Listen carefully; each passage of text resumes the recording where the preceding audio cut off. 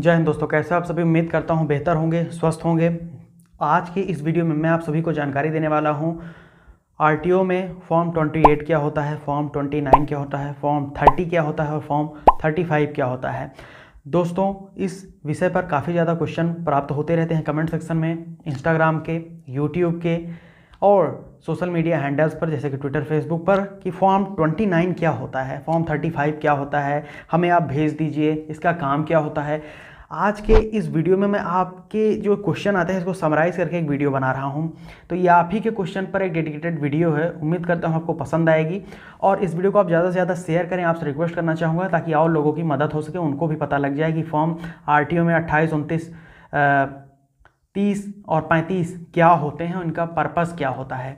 तो नए हो तो आपसे रिक्वेस्ट करूंगा कि पहले तो इस वीडियो को लाइक करिए। बाद में आप लाइक नहीं करते हैं, भूल जाते हैं, तो आप भी कभी लाइक करके इस वीडियो को शेयर करके चैनल को सब्सक्राइब कर लें, क्योंकि ऐसे इन्फॉर्मेटिव वीडियो फ्यूचर में आपको चाहिए तो बेल आइकन ऑन कर लीजिएगा सब्सक्राइब करके। आइए बढ़ते हैं अपने टॉपिक पर और आपको पूरी जानकारी देते हैं। देखें जी, फॉर्म 28 से शुरुआत करता हूं सबसे पहला, ठीक है। उसके बाद मैं आपको क्रमवार तरीके से सारे फॉर्म्स के ऊपर जानकारी दूंगा और ये भी बताऊंगा कि इसका जो है क्या उद्देश्य होता है, किस लिए यह यूज किया जाता है। दोस्तों, मैं आपको बताना चाहता हूं कि आरटीओ में ये फॉर्म्स का यूज किया जाता है। अब बात करते हैं 28 की। तो 28 जो 28 फॉर्म होता है, या जब हमें अपने वाहन के लिए एनओसी की ज़रूरत पड़ती है, नो ऑब्जेक्शन सर्टिफिकेट, एनओसी का फुल फॉर्म होता है। तो नो ऑब्जेक्शन सर्टिफिकेट जब हमें आवश्यकता पड़ती है तो हम उसके लिए आवेदन करते हैं। अब आवेदन ऑफलाइन और ऑनलाइन दोनों मोड में होता है। तो आपने आवेदन कर दिया, तो जब आप वहां पर एनओसी प्राप्त करते हैं तो आपको जो एनओसी मिलती है उसके लिए आरटीओ फॉर्म 28 का यूज करता है, ठीक है। यानी कि एनओसी जो है फॉर्म 28 में आपको इशू मिलेगी, उसी में इशू की जाती है, तो इसीलिए फॉर्म 28 का यूज़ किया जाता है। उम्मीद करता हूँ आपको समझ में आया होगा। सीधा सीधा बताऊँ तो फॉर्म 28 कहीं पर भी आपको अगर लिखा हुआ मिले तो उसका मतलब समझ जाइए कि एनओसी से रिलेट करता है, no objection certificate for RTO purpose only, ठीक है। और बहुत जगह एनओसी लगता है तो उससे मतलब नहीं है, आरटीओ में 28 का मतलब एनओसी होगा, ठीक है। बढ़ते हैं हमारे नेक्स्ट फॉर्म पर जो फॉर्म 29 है, फॉर्म 29। तो फॉर्म 29 जब हमें कोई अपना पुराना वाहन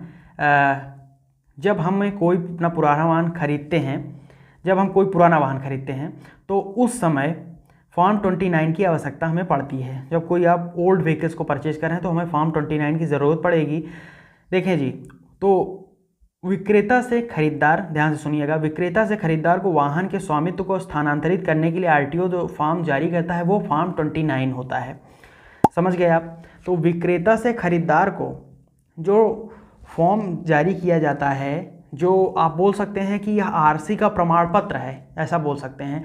आरसी का प्रमाण पत्र के रूप में फॉर्म 29 उपयोग में आता है। यानी कि व्हीकल को जब आप ट्रांसफ़र करते हैं तो वहाँ पर फॉर्म 29 का यूज किया जाता है। समझ में आ गया होगा जी। बढ़ते हैं हमारे नेक्स्ट फॉर्म पर जो कि हमारा फॉर्म 30 यानी कि फॉर्म नंबर 30। तो फॉर्म 30 आरटीओ में इसलिए यूज़ किया जाता है, तो इस फॉर्म का उपयोग यह है कि यह आरसी ट्रांसफ़र करने के लिए किया जाता है, जिसमें विक्रेता से खरीदार को आरसी ट्रांसफ़र की प्रक्रिया शुरू करने के लिए इसकी आवश्यकता पड़ती है। फॉर्म 29 और फॉर्म 30 दोनों सिमिलर फॉर्म्स हैं। फॉर्म 29 आरसी का प्रमाण पत्र होता है, समझ जाइए आप, और फॉर्म जो 30 होता है यह केवल इंडिकेशन फॉर्म होता है, जिसमें यह दर्शाता है कि अब जो है विक्रेता से खरीदार को गाड़ी स्थानांतरित की जा रही है। यह सूचक फॉर्म होता है, इंडिकेशन फॉर्म। ये दोनों फॉर्म की ज़रूरत पड़ेगी जब आप व्हीकल को ट्रांसफ़र करेंगे एक ऑनर से दूसरे ऑनर की, यानी कि ओनरशिप ट्रांसफ़र में ये काम आते हैं फॉर्म 28, 29, 30, ये आप समझिए। चलिए जी, हम बढ़ते हैं हमारे लास्ट फॉर्म पर। जो चौथा फॉर्म है हमारा फॉर्म नंबर 35 है, फॉर्म 35। तो आरटीओ में फॉर्म 35 का यूज जो किया जाता है कुछ इस तरीके से है कि जब कोई भी वाहन को बंधक से हटाने के लिए जाता है तो उसको फॉर्म 35 की आवश्यकता पड़ती है। अब बंधक से हटाने का मतलब क्या है? देखिए जी, इसकी आवश्यकता तब होती है जब कोई वाहन मालिक अपने आरसी के खिलाफ लिए गए ऋण को चुकाने के बाद अपनी आरसी को बंधक से हटाना चाहता है। जैसे कि आप लोन वगैरह लेते हैं अपने व्हीकल के ऊपर, उसकी आरसी पर आपको लोन मिलता है, आप लोन भरते हैं, तो जब आप उसको छुड़ाने के लिए जाएंगे, यानी कि आपने लोन भर दिया, तो वहाँ पर फॉर्म 35 का उपयोग किया जाता है, ये आप समझ लीजिए। तो ये कुल 4 फॉर्म्स के बारे में मैंने आपको बताया, फॉर्म 28, फॉर्म 29, फॉर्म 30, फॉर्म 35। तो ये आपको मैंने चारों फॉर्म्स के रूप में, चारों फॉर्म के बारे में जानकारी दे दी एक के बाद एक। तो उम्मीद करता हूँ आपको अब समझ में सब कुछ आ गया होगा। अगर अभी भी कुछ डाउट रह गया हो तो आप यहाँ पर नीचे कमेंट सेक्शन में जाकर हमसे कमेंट करके पूछ सकते हैं, आपका आंसर मिल जाएगा यूट्यूब कमेंट सेक्शन में, या फिर पर्सनली एडवाइस सेशन सुझाव बात करने के लिए इंस्टाग्राम, ट्विटर, फेसबुक और टेलीग्राम पर हम अवेलेबल हैं। जाकर जुड़कर अपने क्वेश्चन पूछें। बेहतर होगा कि आप इंस्टाग्राम या ट्विटर पर यूज करें। तो आज की इस वीडियो में इतना ही। उम्मीद करता हूँ आपको सब कुछ अच्छे से क्लियर हो गया होगा, और इस वीडियो को शेयर करिएगा ताकि ज़्यादा से ज़्यादा लोगों को तो हेल्प हो सके। इस वीडियो को लाइक कर दीजिएगा, और नहीं हो तो चैनल को सब्सक्राइब कर लीजिएगा क्योंकि फ्री ऑफ कॉस्ट है। उम्मीद करता हूँ आपको बहुत अच्छा लगा हो, कुछ वैल्यूबल जानकारी सीखने को मिली होगी। बहुत बहुत धन्यवाद वीडियो देखने के लिए आपका। जय हिंद, वंदे मातरम।